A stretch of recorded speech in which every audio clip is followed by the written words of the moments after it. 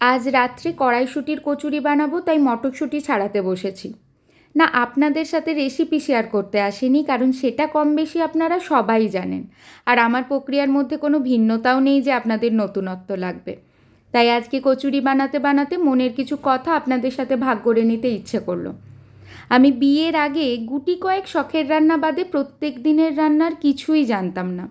মা রান্না করার সময় আমি রান্নাঘরে গেলে মা বলতো, যখন এর যা কাজ তখন সেটা কর, যেটা সারা জীবন করতে হবে সেটা এমনিই শিখে যাবি। তাই বিয়ের আগে কেবলমাত্র পড়াশোনা, বন্ধুবান্ধবদের সাথে গল্প আড্ডা, বেড়াতে যাওয়া, সিনেমা দেখা, শপিং করা, এই সব কিছু নিয়ে বড় আনন্দেই কেটে গেছে।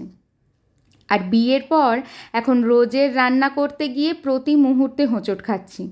কখনো মা, কখনো শাশুড়ি মা, আবার কখনো বা বান্ধবীদের কাছ থেকে জেনে একটু একটু করে রান্না করা কিছুটা শিখেছি, বাকিটা শিখছি। তাই এখন মনে হয় মা বোধহয় ঠিকই বলতো, যা সহজাত তার জন্য আগে থেকে প্রশিক্ষণ দরকার হয় না।